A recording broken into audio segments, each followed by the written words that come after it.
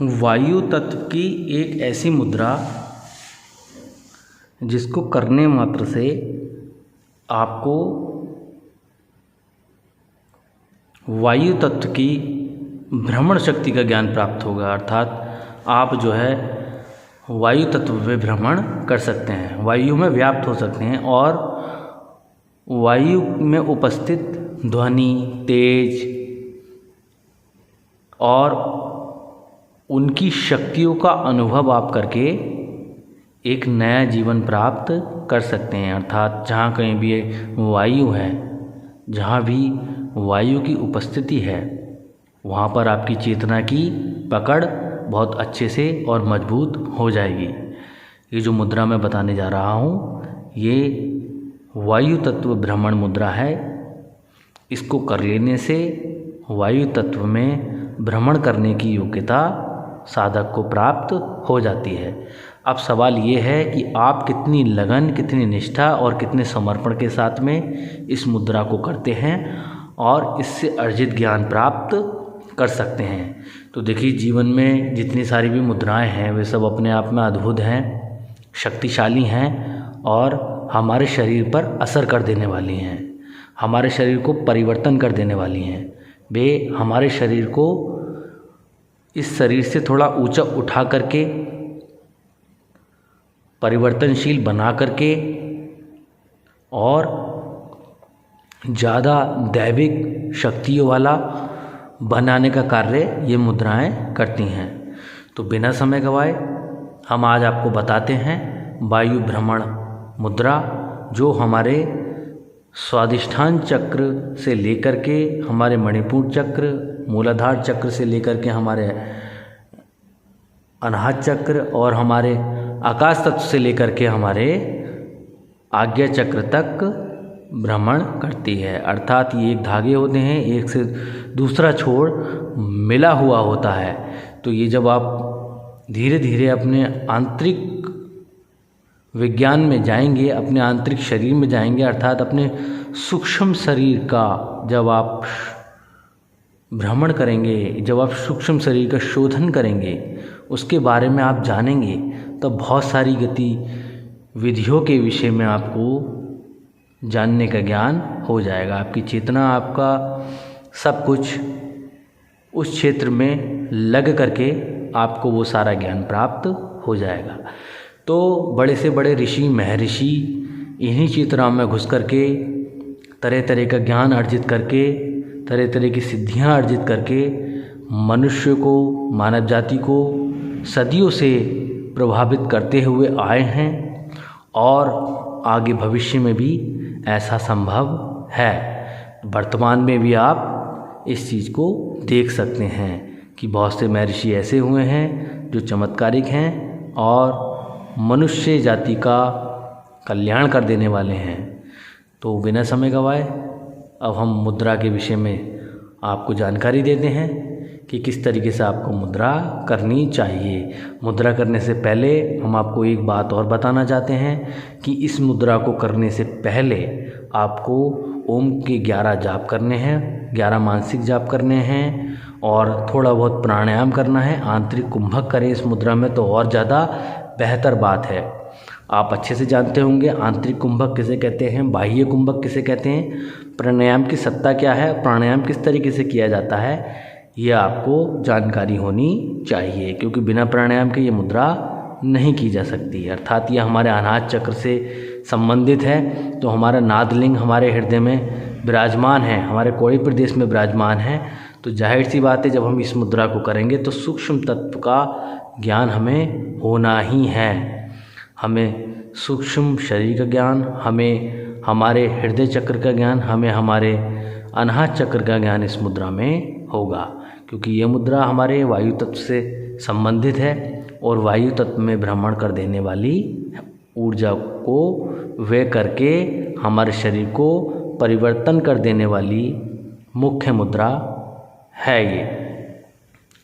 तो इस मुद्रा को पहले मैंने मुद्रा कुछ अलग प्रकार से बताई थी।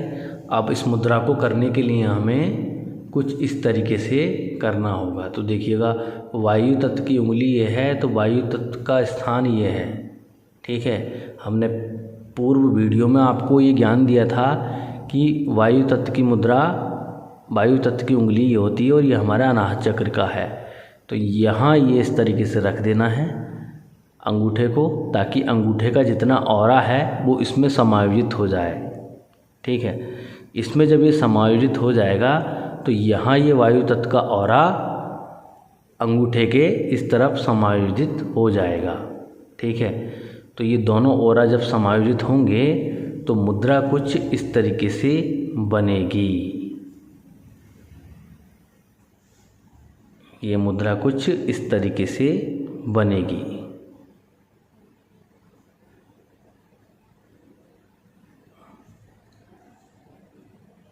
तो देखिएगा ये मुद्रा कुछ इस तरीके से बननी है।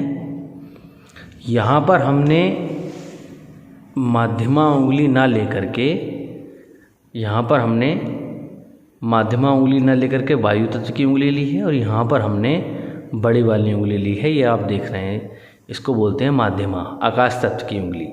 अर्थात तो फिर हमारा संबंध कैसे बना ये आपको दिखाते हैं। हमारा तीन तत्वों से संबंध इसमें मुद्रा में बन गया। अब ये तीन तत्व कौन से हैं जिनसे संबंध हमारा बना है? तो देखो, पहला तत्व हमारा अग्नि हुआ, दूसरा तत्व हमारा वायु हुआ और तीसरा तत्व हमारा हुआ आकाश। तीनों तत्व जो हमारी बाह्य ओर काम करते हैं, जो हमारे नाभि से ऊपर की ओर काम करते हैं, जिनकी गति स्थिर है और दो की गति ऊपर की ओर है।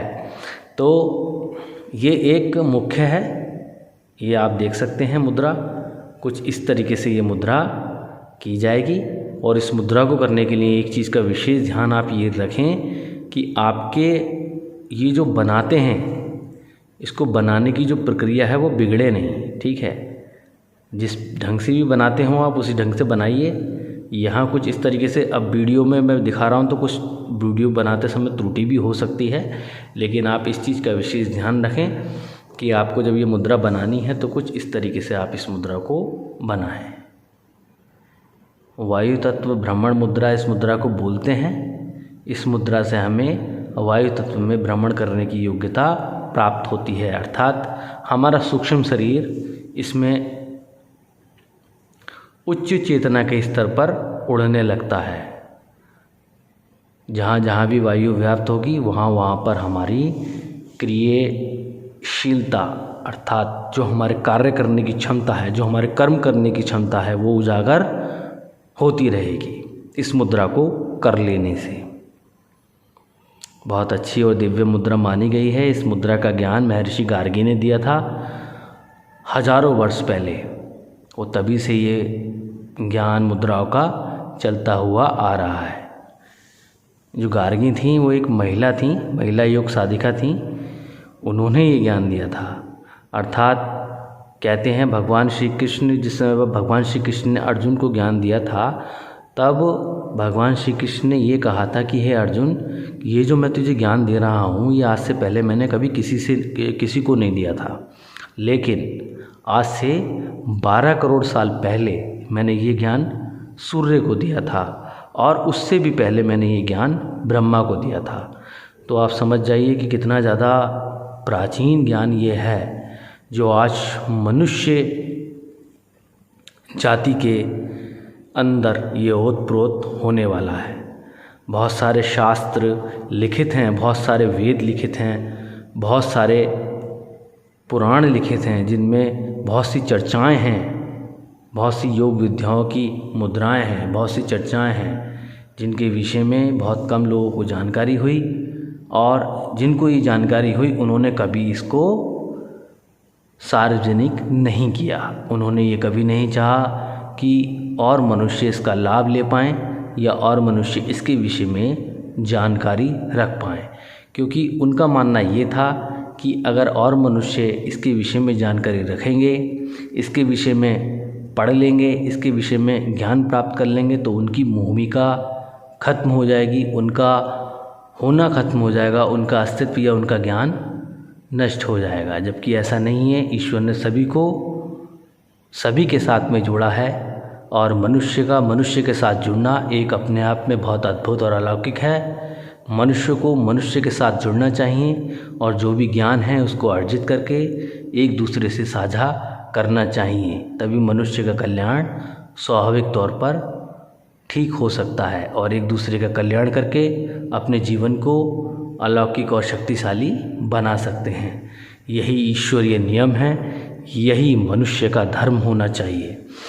हमें एक चीज़ का विशेष ध्यान ये रखना चाहिए कि हमें किसी भी प्राणी मात्र, किसी भी मनुष्य मात्र, किसी भी जीव मात्र को किसी भी प्रकार से किंचन मात्र हिंसा नहीं करनी है, परेशानी नहीं देनी है, चाहे वे कितना ही अत्याचार हमारे ऊपर कर रहे हों।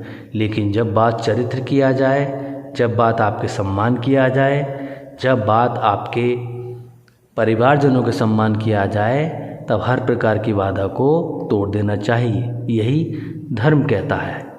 तब जब परिवार के लोग धर्म के साथ में हों, आप धर्म के साथ में हों, ठीक है, इस चीज़ का विशेष ध्यान आप रखें। आप साधक हैं, छोटी छोटी चीज़ें, छोटा छोटा संकल्प आपका एक बहुत बड़ा महान ऊर्जा को जन्म दे सकता है। आप बहुत ज़्यादा शक्तिशाली होकर के बहुत से कर्मों के ज्ञाता बन सकते हैं। तो आप मेरी इस वीडियो को फॉलो कीजिए, अधिक से अधिक लोगों को पहुंचाइए ताकि ये वायु ब्राह्मण मुद्रा का ज्ञान लोगों तक हो सके। और हो सके इसका एक प्रयोग होता है, वो प्रयोग विधि हम दूसरे पार्ट में आपको बताएंगे किस तरीके से इसको किया जाता है। अभी के लिए आपको इसमें करना क्या है, इस मुद्रा को लगाने के बाद में आपको सिद्धासन या पद्मासन पर बैठ जाना है। पहले सबसे पहले शरीर को शुद्ध करना है। ये तो नॉर्मल सी बात होती है, साधारण बात है ये कि शरीर को शुद्धि करने के बाद में आपको आसन पे बैठ जाना है, पद्मासन या सिद्धासन पर बैठ करके 11 ओम के जाप करने हैं। उसके बाद भी इस मुद्रा को लगा लेना है। इस मुद्रा में भगवान महादेव की आराधना करें या फिर उनका जप करें, तब बहुत अच्छी बात आपके लिए होगी। और क्योंकि हृदय चक्र में महादेव का स्थान है, महादेव स्वयं विराजमान रहते हैं हृदय में, और अनाहत चक्र में ही महादेव का वास होता है। तो इस मुद्रा को करने के बाद में आपको महादेव का ध्यान करना है। महादेव का ध्यान करने के बाद में इस मुद्रा को लगा लेना है और उनसे प्रार्थना करनी है। इस मुद्रा से संबंधित जितना भी ज्ञान हो हमें प्रकाशित कीजिए।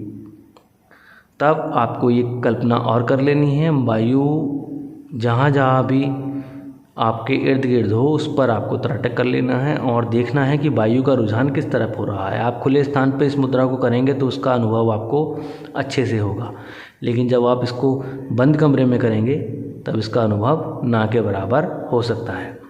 तो इस मुद्रा को करें, आप खुले में करें, बाहर छत पे करें तो ज़्यादा बेहतर आपको होगा। तब आपको ध्यान करना है, अपनी चेतना को अपने वायु तत्व से जोड़ लेना है। चेतना को जब आप अपने वायु से जोड़ लेंगे तब आपकी चेतना वायु से जुड़ जाएगी, अर्थात आपकी इर्द गिर्द जो वायु है उससे जुड़ जाएगी। जैसे ही उससे जुड़ जाएगी तब आपको बहुत से अनुभव होने लगेंगे। तो इसकी अभ्यास बहुत जल्दी नहीं होगा, बहुत आदत में नहीं होगी। जब तक आप इसको आदत में नहीं डालेंगे, लगभग 12-13 दिन तो आपको ये समझने में लग जाएंगे कि चेतना को किस तरीके से जोड़ना है। बहुत से साधक ऐसे होंगे जो जल्दी इस चीज़ को कर सकते हैं, लेकिन बहुत कम साधक ऐसे हैं जो इस चीज़ को ना करके इसको छोड़ने का ही प्रयत्न करेंगे। लेकिन इसको छोड़ना नहीं है, आप इसमें कोशिश कीजिए, सफलता आपको मिलेगी। अभ्यास कीजिए, क्योंकि प्राणायाम का दूसरा नाम ही अभ्यास है, लगातार, क्योंकि जीवन भी आपका अभ्यास ही है। लगातार अभ्यास करेंगे तो आपको अच्छा ज्ञान इसमें होगा। जब आपकी चेतना वायु तत्व से जुड़ जाएगी, अर्थात तब आपको भ्रमण करने की योग्यता प्राप्त हो जाएगी।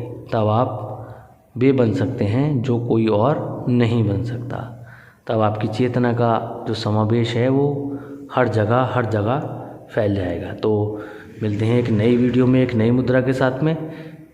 अपना ध्यान रखें, स्वस्थ रहें, निरोग रहें और दूसरों को ज्ञान अवश्य दें। लेकिन दूसरों को ज्ञान देने से पहले इस चीज़ को विशेष ध्यान रखें कि आप पूर्ण पारंगत हों। अधूरा ज्ञान किसी को ना दें तो ज़्यादा बेहतर आपके लिए होगा। जब आप किसी भी ज्ञान में पूर्ण हैं तो उस ज्ञान को आप किसी को भी दे सकते हैं, लेकिन जब आप अधूरे हैं तब उस ज्ञान को नहीं दें, क्योंकि ऐसा करने से आप अपना तो परेशानी में रहेगा जीवन, लेकिन दूसरे का भी जीवन परेशानी में हो सकता है। तो इसलिए इस चीज़ का विशेष ध्यान रखें। तो इस मुद्रा को करें, लाभ लें और मेरी वीडियो को शेयर करें, अधिक से अधिक लोगों तक पहुंचाएं इस जानकारी को। दूसरों को जानकारी मिलनी अत्यंत आवश्यक है। तो मिलते हैं अगली वीडियो में एक नई मुद्रा के साथ में। जय महाकाल।